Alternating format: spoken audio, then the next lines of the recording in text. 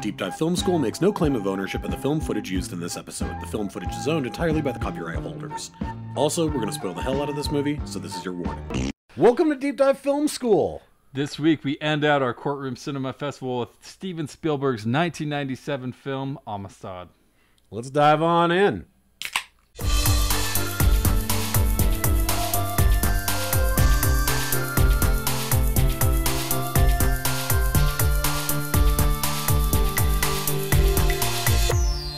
All right, everybody, I am Adam Sherlock. And I'm Adam Palcher. And if you like what you see / hear, please like and subscribe. You can find us on all the spaces and places that everybody gets their media. Oh, yeah. We're here every week. We do festivals, directors, genres, all sorts of stuff. Super fun Punishment stuff. reviews, hidden gems. Oh, yeah. All sorts of segments. We've got so many branded segments. You guys have no idea. We're coming out of our ears. That's yep, right. all over the place.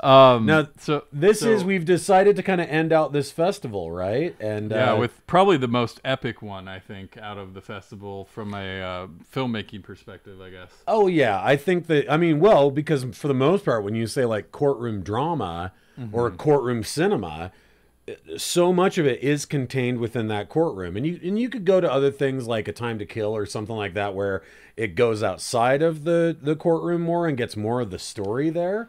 Yeah. But probably nothing to the level of Amistad, where it's like you're on boats, you're out in the Pacific Ocean, you're all over the place. You're doing all kinds of stuff, right? For sure. It takes place in 1839, written by David Franzoni, who wrote Gladiator. King Arthur, I think that's the one with Clive Owen.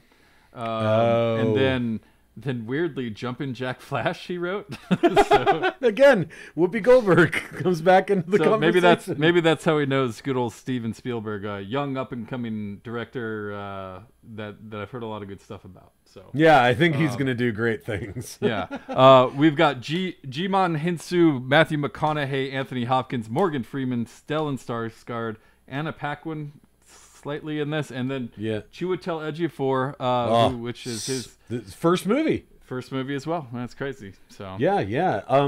And obviously, this is the story. It's based on a book, which is weirdly called like the Mutiny of the Amistad or something. And I'm like, that's kind of a misnomer, because mutiny usually means when a crew goes against their captain and takes over his ship. This is not the crew. This is a group of captives who overtake their ship, based on a true story. Although in our conversation, I would love to delve more deeply into some of the liberties taken here, and sort of what, at least for me as a viewer, how that kind of colored some of my feelings about this movie. But obviously, are we talking Braveheart level inaccuracies? Yes, there's definitely, yeah. And if you don't think that the Braveheart conversation that we had didn't come up in my mind while I was watching this, you'd be dead wrong. So yes, there are some cultural discrepancies, but that has less to do with some of my larger points about this movie. But I want to get into that later. I'd love to kind of start off really talking about the things about this movie that work, the things that make the courtroom drama here really interesting, and then we can delve a little bit more into the parts that maybe left me feeling with a little bit of a bad taste in my mouth. But we can get to that in a minute. This opening moment of this movie, what a hell of a way to open a film. Man, I forgot how brutal this movie is. It really is. I said, I was like, hey, Katie, do you want to watch Amistad with me? She's like, yeah. It's Jimon Hansu's fingernails picking at a nail, and it's bleeding everywhere. And you're like, oh, what's happening? It's flashing. And she's like, I thought you said Amelie. So she's like, very different movie. I don't remember this. When does the whimsy show up? Where's all the whimsy? No, I'm sorry. Our movie started on a slave ship. There will be no whimsy. No, there is no whimsy in this movie. No whimsy at all. It is an incredible opening. You don't even know where we're at. Yeah. We're down in the bowels of this slave ship. And it is visceral. And, if you think about, so this is 97 when Spielberg does this. he kind of, obviously earlier in his career, he dabbled slightly with more sort of realistic, real world stories that dealt with politics. You think of Empire of the Sun or Sure. Color Purple, right? But for the most part, like through the 80s, he's known as this like fantastical director who's doing lots of really kind of sweet romantic kind of science fiction or thriller-esque kind of films. But then in the 90s, he takes this pivot, and it really starts with Schindler's List. Schindler's List, yeah. And you know, it's him tackling, I feel almost in a way like Saving what Spielberg, Private Ryan, you could throw in there as well. That and which he did, I believe after this, right? Oh, okay. Yeah, that makes sense. And so, but you think about it and you go, it's almost like he had in the back of his mind that I want to do a cinematic tackle of this really rough time in history. But then how do you turn that into a movie, right? And so with the Holocaust, him wanting to tackle that meant, oh, the story of Schindler and the story of this guy who was able to save these Jews gives him an opportunity to kind of tell a smaller story within this really big concept. Okay. Amistad does the same thing where it's like, here's this one slave ship and this one group of slaves that ends up becoming this court case. So he has the opportunity to talk about the concept of slavery and I think, again, in its cinematic way, tackle it. Because when we get to the flashbacks that this group of Africans have of what the harrowing experience of the slave ship trade looks like, yeah, you realize that moment in the middle there, that meat of it, is why this entire movie exists. Yeah, is for his opportunity to put that onto film.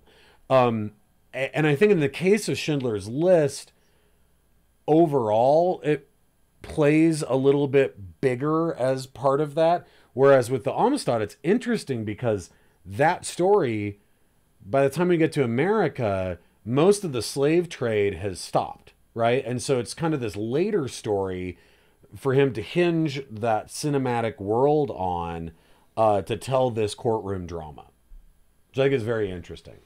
Yeah, for sure. I think he tackles some of this cinematically in a similar way with The Color Purple. I actually think I would agree. Way. But you know, the word Amistad itself means friendship, and it's, I mean, that's the translation. But you know, this is obviously the revolt of these Mende captives, and the beginning of the movie, there's a ton of Mende being spoken between all of the slaves, because he does get that nail out, and they get free and find weapons and basically slaughter the crew except for these two guys. I didn't remember how bloody this movie was. Like, it's this graphic. Opener. It's very heavy. graphic. Well, the whole movie, like when you get to kind of that middle part that you're talking about, of course, and all that stuff. Oof. But you know, they're having this intense conversation, screaming at each other, and my subtitles aren't working, and I'm just like, why? I need to know what they're saying. Like, what's happening? And to the point where I stopped it, and I was like, went and got my DVD version of it. I'm like, I love this. So where are the subtitles? I don't know. And then come to find out, oh no, there's no subtitles almost the whole movie for any of the Mende stuff. You're lost in translation with these people. There's just these little nuggets. There's just a handful of little nuggets when they're talking to each other. But where, I completely agree, and I wrote this down, where Spielberg decides to give those to us and where he doesn't, is very dramatically effective. And I will say, but you're just like, I need to know what's going on. This is important, but actually, no, it's way more important for you to be the person listening and trying to play off of what their senses are, because they feel like an alien right now, and making you feel like that. That it's kind of what made this movie great for me, is little things like that from a cinematic standpoint. So. And I think that all of the moments with the Mende tribe are what make this movie incredible. And it's all of those moments. It's actually the other parts that were a little bit challenging for me, but I did love all of their journey. This group of Africans who are being forced into these super bizarre circumstances, are you know, it's so insulting, it's so dehumanizing, the way that they're referred to as property. You know, even after this triumphant taking over of the ship, they've never piloted a ship like this before, and so they're left to trust these leftover sailors who the entire time we hear them trying to conspire against the Africans to try and be saved in some way. And it's such a, like, this whole first section before we get to America is so tense and beautifully shot and very, very intriguing of what's going to happen next if you don't know the plot of the movie. I think this opening scene where they quietly pass this other slave ship, where it's almost like the Snowpiercer train, where you see the slaves in the back, and then it kind of slowly goes up, and all these rich white people are, you know, dining and laughing in their tuxes, and they have an orchestra. People are playing a small like quartet, but no words are spoken. Everyone sees everyone, and it's just like, this is so this great. very honest moment of like self-reflection. Anyways, wonderful opening scene here. But I came to grow and love the fact that we're lost in translation with these people. We're along the ride with them, and we feel like we're in the story. You know, we have this politician who's running for re-election. You know, it's seen, you know, these slaves are seen as Spanish property. Freeman is a printing press, and they have the Emancipator, I think is what it's called, is the paper that he works for. And they're upstairs in this weird room that like is shaking. Yeah, well, as the bells, that's what it was. Yeah, as the bells go off, yeah, which I love, and I wonder if there is some symbolism that may have been lost slightly on me, because there are the huge rattling bells at the beginning of when we meet our abolitionists, and at the very end when we find out that Van Buren loses the election, he's tuning his harp with a super tiny bell, and I was like, oh, I didn't see it until the very end with the tiny bell, and I was like, something happened here, and I couldn't make the full connection, but obviously it has something to do with the ringing of a bell as being slavery is over, and those who don't understand it hear the tiny bell, and maybe those who do are making the newsletter where the bell is so loud they have to cup their ears in order to not hear I did not put that together, but hey, you could be right. I think there might be something there, but I just was like, oh, that's a really interesting aspect. Yeah, I think that, you know, and we get to meet the abolitionists, obviously, like you said, Morgan Freeman's character, as well as, why do I always forget? Stellan Skarsgård. Skarsgård. You know, and which there is, Skarsgård's character is probably the most interesting character to me. Maybe from the perspective of the white people that we meet, that are trying to negotiate what's happening with these Africans, who are now being basically, you know, put up as, are they murderers? Are they property? Are they Spain's property? Are they from Africa? This entire argument, this legal argument. At the beginning, we have basically 4 different groups saying they're mine.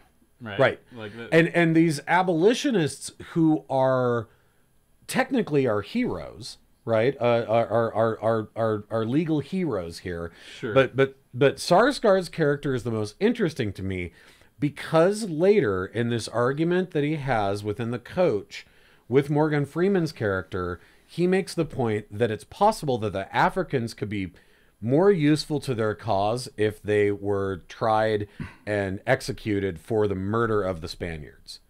And I thought that was super interesting, because it's one of the only times in this entire movie that we have a murky middle. Spielberg loves good and bad, black and white. Sure. And I don't mean black and white, not to hit too close on the nose of black people and white people, but he loves to have heroes and villains.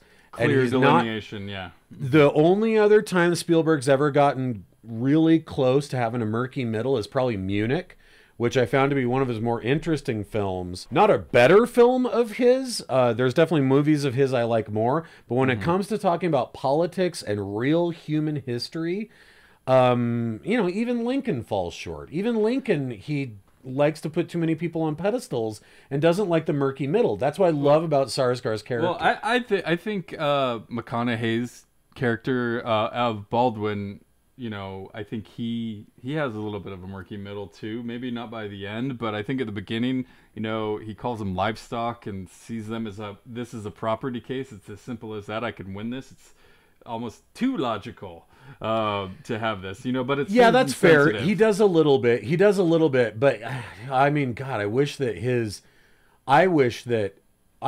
would have been a little more realism of what the abolitionists in the late 1800s were actually like. Because, and again, I said I would wait, but I'm just going to toss this one in really quick up front. The actual abolitionists that were trying to help free this African tribe made money off of the African tribe by having people spend 12 cents a viewing to see the African tribe, almost like they were in a carnival sideshow. And that's how the abolitionists made the money in order to try and win this case. So it's an interesting piece there where you're like, did Spielberg just feel like having those kind of elements in here would make it too murky of a middle for us to root for the white characters here? You know what I mean? It's this kind of stuff that I find that's really fascinating, where I'm like, it's such a nuanced story of such an ugly part of our history. Yeah, I think in that way Spielberg might not have been the right guy. Yeah, I think you know what I mean? Just throwing that out there. There's an argument for that. I think also Morgan Freeman's character, I think it's Jodson, is not a real person. That was kind of made up. But that to me is the most. That's the most egregious. Hey, throw Morgan Freeman in there, and everything will be fine. He'll be on the side of the white people. That's the thing, man. And freed slaves during that period of time, there's no way they would have been able to go into court. There's no way they would have been able to go into a white man's house like that. And there's certainly no way that they would have ridden in the front of the coach with a white man. So all those things are these anachronisms that I feel like we're kind of made to make our audience feel more cuddly about the period of time. I think a lot of people don't realize that slavery wasn't actually abolished, and the Civil War didn't happen until like 30 years later. Exactly. And they're treating it in this movie like it happened yesterday. Well, this case was the linchpin that changed everything when Dred Scott's 15 years later? I mean, and that's really Dred Scott's the case that actually, if you were going to have a movie that was about this concept, that should have been the movie, right? And that's the kind of stuff that kind of bugs me. Also, another thing that in some of my research in this is that Morgan Freeman's character is really changed by witnessing what happened here, right?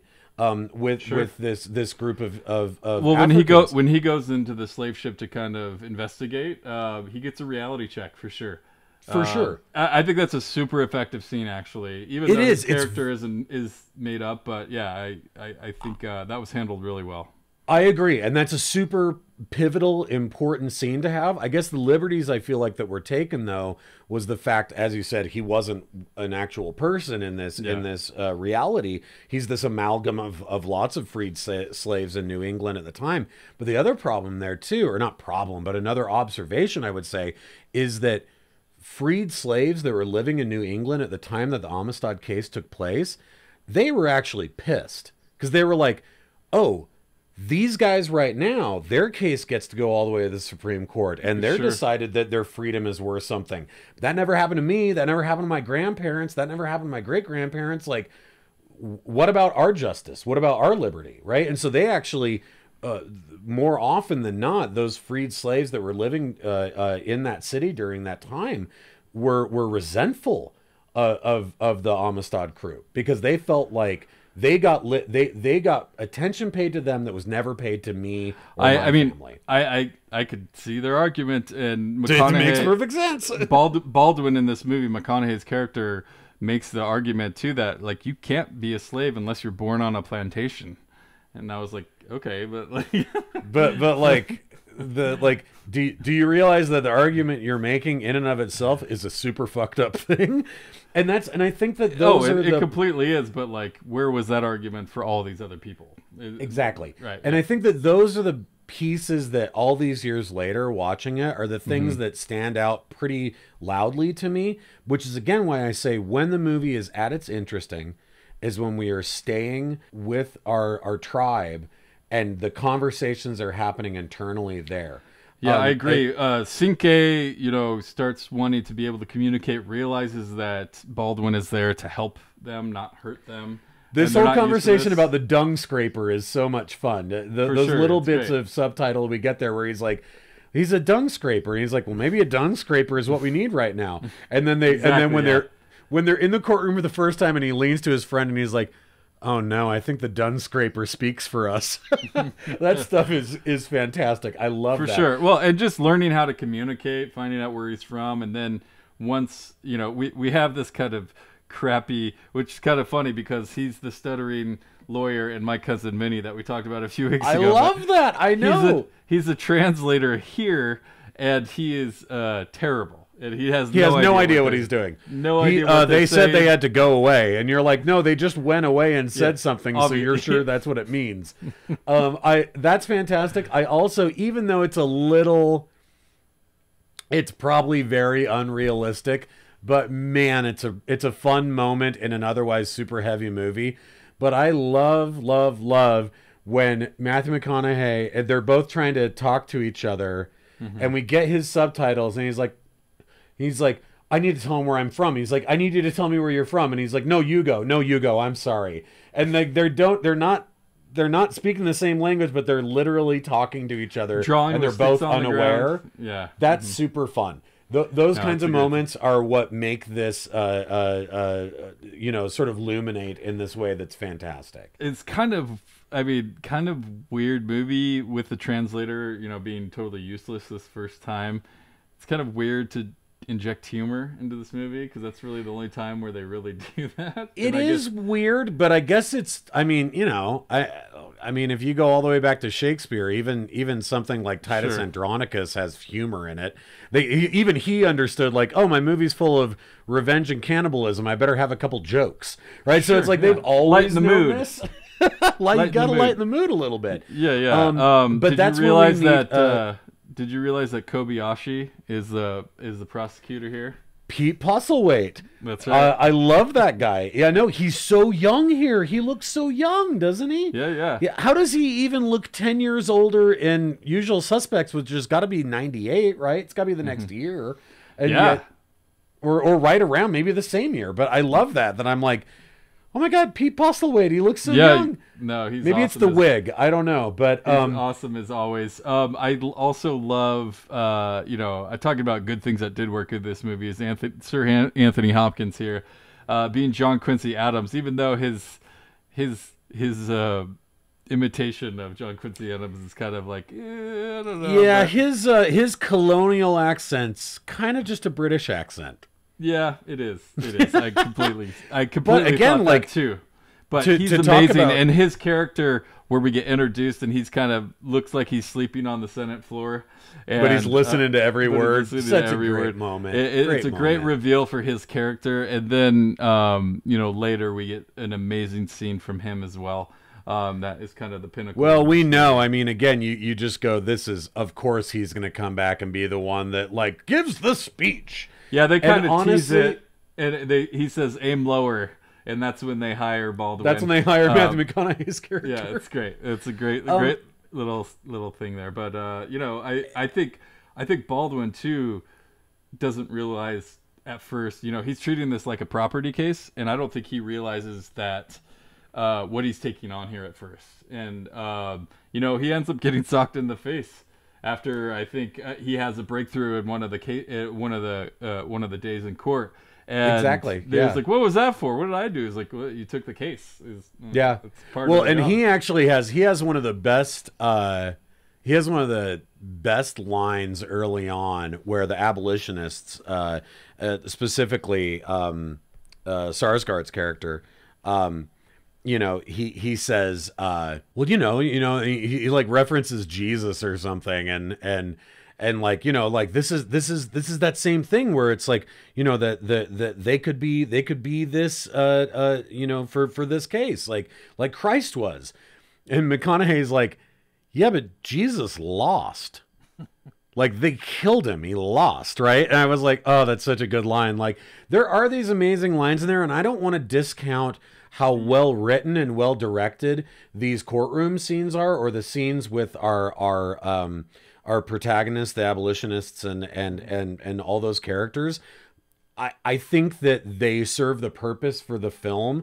I think more so what kept, if there's one little electric thought that kept buzzing through my brain while I was watching this, it's this.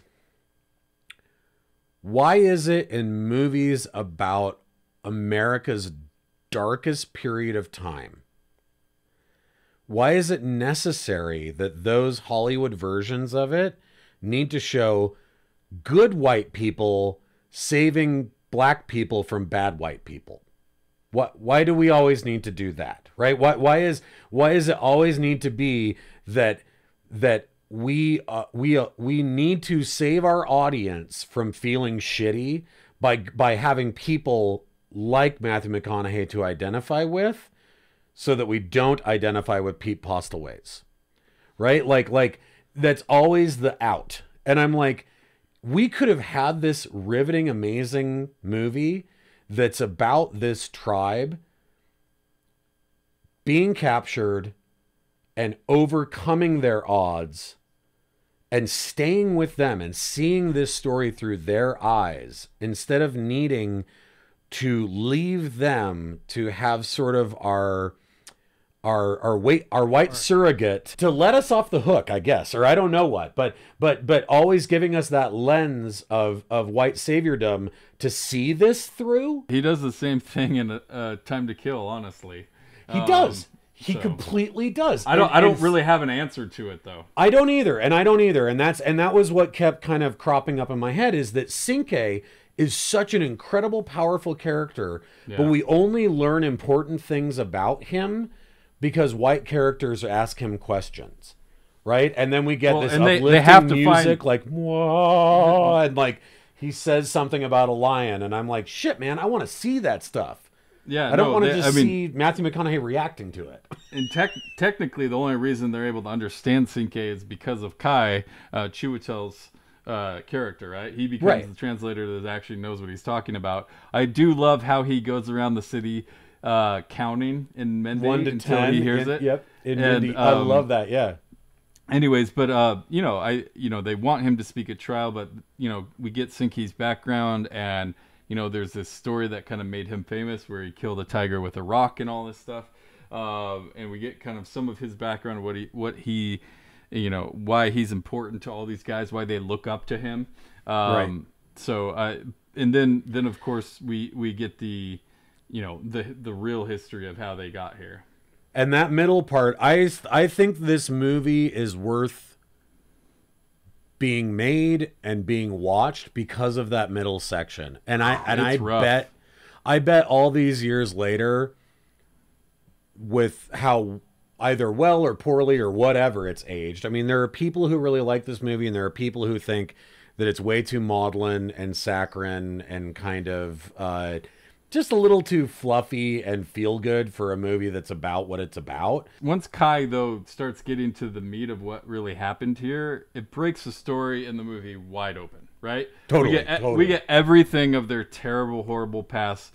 I couldn't even imagine being ripped away from people like that, and grabbing their baby, all sorts of terrible whippings. That scene, the scene with the mother and the baby. Yeah. Where Cinque's holding the baby up to save it from being smothered, only for the next day for the mother to thank him and then throw herself overboard. That reminded me the most of Schindler's List, where it was like, and that's the kind of thing that I was a little bit pissed at Spielberg, where I'm like, okay, you went there in this movie. Yeah. You need to go there more. Like, you need to push into that hopelessness, right? Like, yeah, because obviously he has the guts to do it, and when he does it, it's crazy effective. But we still have to end the movie on this hopeful note of John Quincy Adams saying all this stuff and this big theatrical music coming in to make us all feel better. And I'm like, no, it's still so fucked up. Like, it is fucked up. And, this was a 90s movie. So, the politics of Hollywood and just the politics of just storytelling and keeping an audience, I think you have to have some of that, unfortunately, even though they do have these crazy, real, painful moments. The one that got me that affected me the most was when, these guys know they're going to get caught, so they get rid of half their slaves and just drown them all. And they're because they didn't have enough food. They were like, "Oh, we got too many slaves." Yeah, like, and so they just they're getting pulled off into the ocean by chains, and it's just absolutely disgusting. Yeah, it's so scary. It's so, and I think that those are the moments. Postwait argues, like, why would someone kill their own slaves? It's like burning down your own house. Yeah, why would you do that? And I'm just like, terrible. It's so terrible. It's so, I mean, and I feel like that it gets close in these moments, but, and you're right. And to be fair, like I said, the movie that I think Spielberg does the best job of the murky middle is Munich, where even our heroes, when we see them get their revenge at the end, those vendetta scenes are purposely gruesome and horrifying, and it's our heroes, it's our protagonists that are doing it. And I was like, ooh, I like this. But you think about it, Munich is sort of that new secondary era of Spielberg, or I guess third era. If first era is dreamy, saccharine sweet 80s, then the 90s he's trying to go like realism historical, and then into the 2000s you go, he kind of went a little nihilistic and dark, and that's the closest that he's got, where his hero in Minority Report is a drug addict, and you know what I mean? Like, he's able to start mixing around with these themes and ideas. And this movie would have been so much better with a 10-year older Spielberg, because I think he would have let us have the Sarsgaard character who says, oh, these Africans should be martyrs, that'd be better for our cause. Yeah, that's the most interesting part of the movie from our white protagonists, where I'm like, yes, I love that. It's murky, it's not good. Like, they're still not seeing these guys as people. I wanted more of that, because it would have been more realistic to show us that it was all shitty. There were not people who were like, these people are human beings. Like, even the people that thought that still had horrible and abhorrent beliefs, including John Quincy Adams. Of course. Yeah, of course. Right? But we didn't get that here. We still got too much. I agree. Cotton candy. I agree. There's definitely that, because you do have these parts where, I would love to see it more from the slaves' eyes. You could see in the courtroom that they're still trying to figure, like, they're just trying to figure out what's happening. Like, what are they saying? They don't understand what's going on. Yeah, all they know is like, wait, that chief said that he believes our case. Why do we have to try this case again? What the hell are you talking about? And that's some of the best stuff in the movie, is when Chiwetel Ejiofor is saying doesn't exist in their language, in your context, because people don't lie in that way in their language. Us free. Give us free. That whole scene is outstanding. It's so good. And for someone who's not a church-going person at all, I thought this was a amazing way of explaining the Bible through his eyes, really just through the pictures of what happens, where he's talking about Jesus as the protector and his sacrifice. And it's one of the best parts of the movie. And they compare how similar the journeys of slaves are to Jesus's journey. Anyways, I thought it was one of the best explanations of the Bible. And it's cut in. It's masterfully directed, because it's cut in with the judge at the time going and lamenting the case in the Catholic Church. You're doing the sign of the cross in front of this, and then the way that they're talking back and forth about it. And again, considering that, and so here you go. Here's Spielberg stepping out of his comfort zone. A Jewish director telling the story of Jesus through the eyes of Africans who are just looking at the pictures. I was like, oh, the layers and levels here is great. I was like, this is really good stuff. Interesting.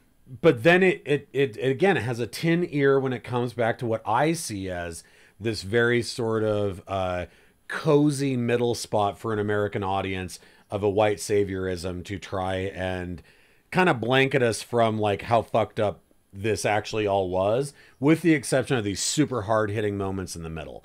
I felt like tonally it's not there. Yeah, but it's not Crash either, right? Like it's not. No, you're totally right. It's not Crash. It's nothing so blatant where you're just like. Yeah, that's the other end of the spectrum. That's the worst tin ear end of the spectrum. But it's just, and I guess because there are moments that reach true beauty and true ugliness, that the moments that don't feel so clumsy because they could have been so much better. That was my takeaway from it. Sure, and I think some of it's forgivable, some of it's not. I think it kind of depends on your perception of it. But, you know, we get this first sweeping victory, and you get chills, but they get off, right? Yeah. And you're just like, yes, finally. And then you have, oh, man, I forgot this guy's name, the actor. He's the guy from the South that comes in and tries to convince Martin Van Buren, who I'm sorry, this guy who's playing this he looks like Mel Brooks. Am I wrong? He does. He looks like if Mel Brooks was the president. Yeah, he looks like he's from History of the World Part 1. Like he's got like the silliest like big mutton chop sideburns. This actor though who plays this I think he's a senator or congressman from the South. With South. his weird spiky gray hair. This actor I've had tattooed in my brain because he did this made-for-TV movie called I Know My First Name is Steven, and he was a kidnapper in this movie. Do you remember this movie? I totally remember this movie. It was a movie that affected me a lot when I was a kid, and I got wrapped up into it. And it was about creepy as hell. It's completely creepy, but this guy is the main kidnapper in it, and this guy's just tattooed into my brain permanently because of that movie. But he's always so good. But he sits here and basically says, "Hey, you know, your lifeblood is going to be taken away if you let these people off the hook." And he also all these people that are going to vote for you in the South aren't going to vote for you if you do this. He also peppers in at the very end in a very chilling sort of preamble. He also peppers in a little bit of Civil War talk, right? He's like, if you take this away, these people are going to take up arms, right? And you just go, can you imagine saying that to a sitting president? Like, hey, just so you know. I can. Like, that is wild, man. That is wild. Yeah. I could see it today. I can too. But I'm just saying, like, to hear that in that way, and for the president to have to kind of shrug and be like, okay, I'm going to have to take that into consideration with all the rest of my decisions. And trying to explain that to Cinque, and man, Jimu's face here, like he's got such a great intense face, but like just trying to figure out like what kind of place is this where we have to do this 3 times to convince you that we are free. Even in Cinque's conversation with John Quincy Adams, he's like, how can you be telling me you're not a chief anymore? Like, just because you're not the one in charge doesn't mean you're not a chief. And he's like, yeah, that's not how presidents work. And he's like, why? How is that possible? And you can't help but be like, I agree with him.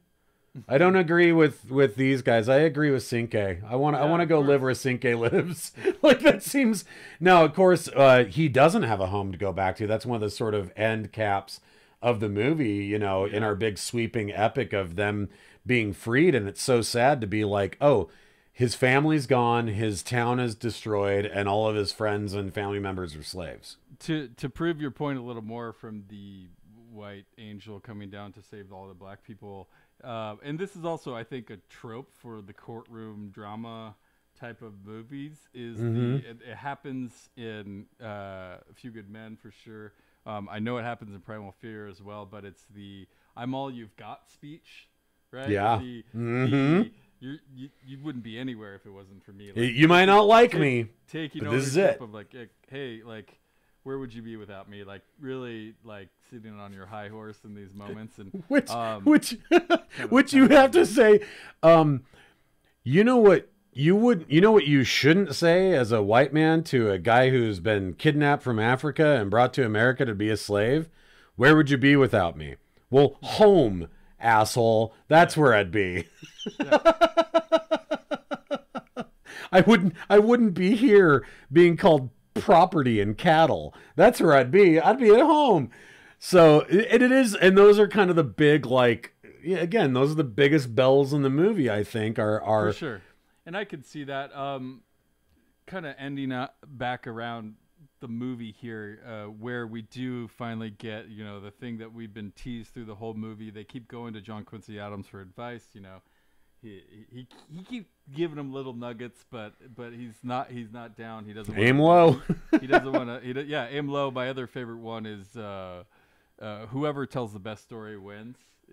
I love that part. I love that part. A great thing, but the Well, and what's interesting about John that, Quincy Adams coming into the story here a little more, and he starts hanging out with Cinque and kind of starts becoming his friend and talking to him, and then Cinque starts asking a bunch of questions and really starts helping. Love that part. Super love fun. that part. He shows him his greenhouse and he recognizes a flower and all this stuff. It's really cool moments that I hope actually happened. I guess I don't know, but in the movie they didn't. They would never have allowed a slave to go into Adam's house. It never happened. Especially with all it would have been amazing. With all the press there, right? Yeah, it would never have happened. It's an amazing scene. I agree, but the liberties taken there are massive. It never happened. Yeah, for sure. I could see that. Which is a bummer because it's an amazing scene. I love that scene.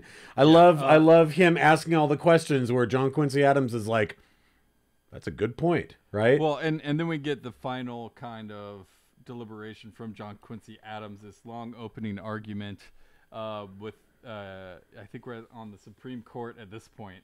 And right, Cinque's, Cinque is really the only true hero in the room. Like he told me the story about his ancestors will be here with him through all of this, and our country would weigh him down with medals if he were white. Totally, and I love the duality of when John Quincy Adams is talking about that, we actually in the background see a portrait of John Adams, and some of these other politicians have been talking shit about John Quincy, saying like, oh, he's not as good as his father was, and da-da-da-da-da. So this idea of ancestry and fatherhood and like those people that are dead now that are looking down upon us, that wasn't lost on me, that duality of symbolism, and I thought that was really nice. Absolutely. Also, Hopkins delivered this entire 7-page speech in one take. I've read that. That's wild. That wild. Is crazy. And apparently it threw Spielberg off so much that he previously always referred to him as Tony when they would work together. Yeah. And he kept saying, Sir Anthony, because he was like, all of a sudden I was like, among royalty, where I was like, oh, wait a minute. This isn't just one of the actors in my movie. This is Anthony Hopkins. He just did this entire soliloquy from the top of his head. By the way, you also have Morgan Freeman right there, too, just sitting behind you. So there's just throwing that out there, yeah. Plenty of great acting in this movie, but I just really loved his take on the history of America and in the speech and how we got here and how do we get over our fears and prejudices. It's a great speech, and I think it delves into a lot of different topics. What I think is really interesting is that it in no way mirrors the actual speech that John Quincy Adams gave, like not even remotely close. Adams' speech was so much more about propriety and property and rules and laws and logistics.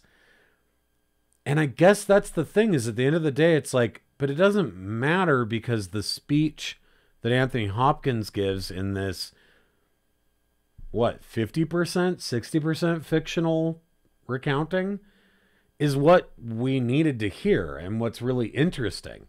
But I guess my thing is weird line to draw of, how do you get this same idea across in a pleasing way? But I agree, but I do think it does matter what his real speech is. I do think it matters, but I guess I would say this: as long as we're making shit up, let Cinque stand up and give this fucking amazing speech. That's some straight up like Merchants of Venice style thing where he's like, "If you cut me, do I not bleed?" Like, let him go full like amazing Shakespearean level speech. As long as we're making shit up, right? As long as it's not going to be like historically factually accurate, then let's imagine up the story of Cinque and the rest of his tribe and what they were saying when they were down locked up, right? Because we don't know anyway. If we're going to make this stuff up, I'd rather just stay with them and have that be the riveting story, I guess. That would be my final say on it, is like, if we're already going to fictionalize huge sections of it, why at the end of the day does it have to be this jingoistic American story about John Quincy Adams and about all these white people that came to these great conclusions about slavery, even though slavery still wasn't abolished until way later? If we're going to make all this shit up, then just stay with the Mende tribe. That's my feeling at the end of this, is like, I don't know. I there are moments of this movie that are brilliant, but it's this funny thing we slip into, you know? Yeah, my argument to that would be this probably wouldn't be a movie then, if you wanted to do that, is my guess, at least in 1997. That's fair, and that sucks, but that's fair. I agree. I'm not agreeing. I agree. You're not arguing for it, you're being realistic. Yeah, I'm just trying to be devil's advocate here. I agree that it sucks, and unfortunately that's the systematic racism and that's projected into this country. Even on the lightest things as something like making a movie, right? You know, it still is there, where it's like, well, this is American history, and so here's how we're going to sort of pillar up our forefathers in this way that not to say they don't deserve, although they might not deserve, but just to say, like, definitely the most interesting people in this movie is the Mende tribe, and as long as we're fictionalizing pieces of this, I'd like to know more about them. Sure. So that's just, I mean, I don't mean to be a downer about it, but I just like revisiting it. I'm like, there are, to me, swaths of this movie that aged poorly and sections of it that I think are necessary viewing. And I think that whole middle section, necessary viewing. I think some of the big sweeping orchestral, like John Quincy Adams, like, fucking take it or leave it. It's great performances. Very different than the other three movies in the festival too. Exactly. So I think so. An interesting take and more of a historical biodrama pick, whatever you want to call it. Even though historically, little. It's not as egregious as Braveheart, where somebody's like, they're wearing kilts and you're like, they literally have not worn those for 400 years. It's not that bad, where it's like, actually this never happened. Like, this whole war that happens in that movie never happened. The saddest it's not part that. The saddest part of this movie is once Cinque is a free man and he goes back to his country, they're all gone and they were lost to slavery, and his country's in the middle of a civil war. So it's not like it's not like life got easier after this movie. And well, I also don't think that they ever had the American ship bomb or cannonball that the Sierra Leone. Yeah. Mm-hmm. I don't think that ever happened either. They showed it though. It happened. I saw it on TV. I saw it. I saw the Steven Spielberg movie. It totally happened. Awesome. Whatever. It's fine. It's fine. I don't mean to like dice it up into 100 pieces. It's just interesting. It's always interesting to be like, all those changes, what was the motivation behind them, right? Like that is always fascinating to me. It doesn't make me like or hate a movie in any way. It more, almost in a way, it's an autopsy. It helps you self-reflect on, timelessness and what really happened, and also what has changed within the concepts and the aesthetics of the movie too. That's the thing. It's a post-mortem of the time and place. Yeah. Right? It's a post-mortem of what was necessary to tell that story, right? And this isn't a Michael Haneke film where it's like, they were all awful. right? And you're like, God, I feel horrible, and you leave feeling that way. It's like, no, this is like a multi-million-dollar blockbuster epic that has all these stars in it, that's directed by like one of the biggest box office directors of all time. And it's done in the 90s, so it has to have this happy ending, and it has to have the whatever Ladysmith Black Mambazo chorus doing the African song along with it, where it's like kind of starts to feel a little bit like The Lion King or some shit. And you're like, okay, fine, like that's what we need in order to sell the tickets. Again, it's like, to do a post-mortem on that now in 2020 is super interesting, because it makes you realize this is its own kind of Hollywood propaganda, right? And it's not trying to sell us a particular thing other than to make us feel like, oh, aren't we glad that in 1997 we're so civilized that we're over all this? Well, right? Which is complete horseshit. But it's what the end of the movie wanted to tell us, was like, look, we were over it. These guys got to go back home to Africa. Isn't America great? Yeah, this would be a very different movie with if Spike Lee directed it. There you go. Perfectly. Well, and like, he's probably the only black director I could think of that would have been able to even have the chops in 1997 to even be able to take this on. And they probably still wouldn't have even given him a quarter of the budget they gave Spielberg. So, well, very interesting. Great fest. Please go back and play. Great deep dive into this movie and what works and what doesn't. That's really why we have this show, is to really figure out and learn from these types of things, and learn from these types of movies when we kind of put them all together and against each other. I think it's really fun. It's why we do the show. So, well, yeah, I mean, because like the art, the art of and craft of filmmaking says so much about the particular cultural touchstones that they're at when they're made. Yeah, that sure. they do reflect so much of that time and place. To go back to last week's episode of 12 Angry Men, it's like we had one person of Hispanic descent in a room of white guys, yet racism became a huge conversation.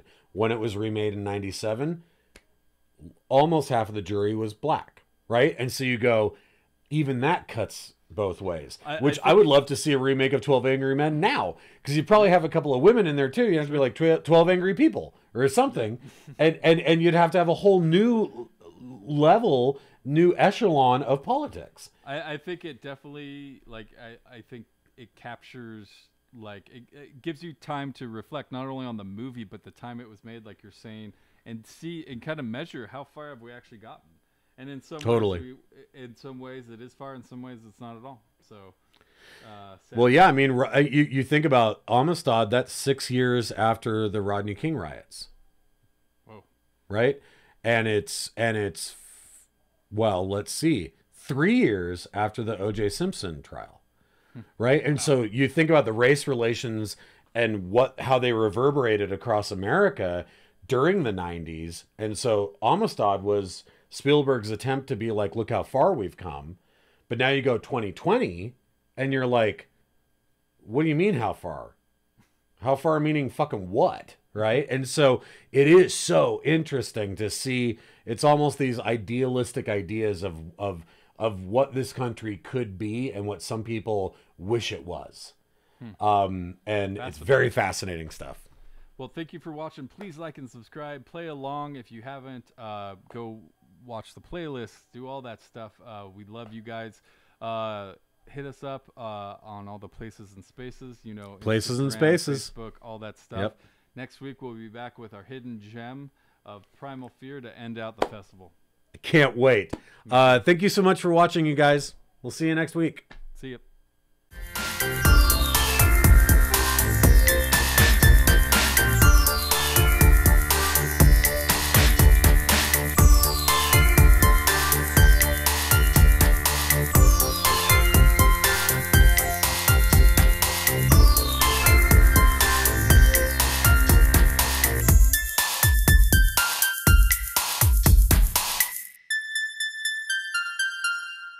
So, I went to my first theater experience since the pandemic last week.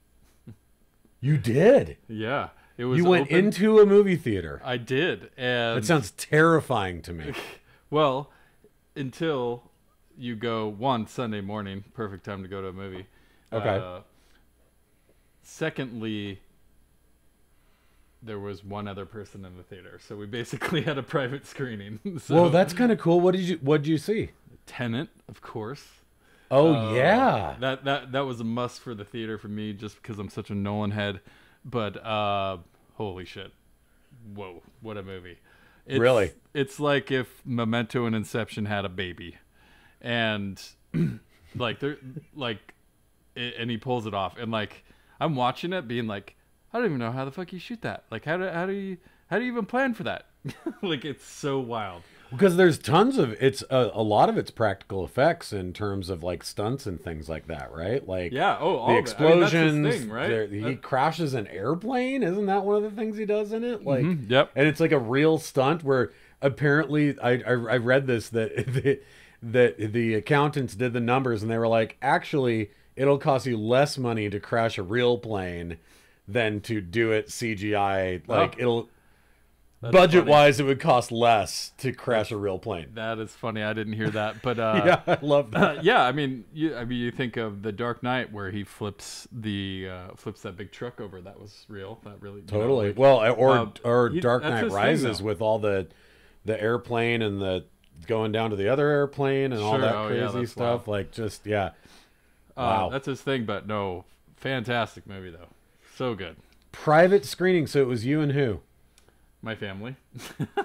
You took the family, and then there was one lone person? Yep. How far away were they? Oh, way far. Plus, everything is, they were like, everything's separated, and you're already naturally sitting apart further than normal because everything's those recliner chairs now. And then whenever you reserve something, the two outside of you are technically reserved as well. So you basically get a whole row to yourself. Wow. Didn't touch a person, didn't touch a thing outside of my dick when I went to the bathroom. Thanks for that tidbit. Sorry, it's more than a tidbit. I shouldn't have said that. I apologize. Yeah, I appreciate you calling that out and making sure that everyone knows. We set the record straight. It's not a little thing, Adam. It's not a tidbit.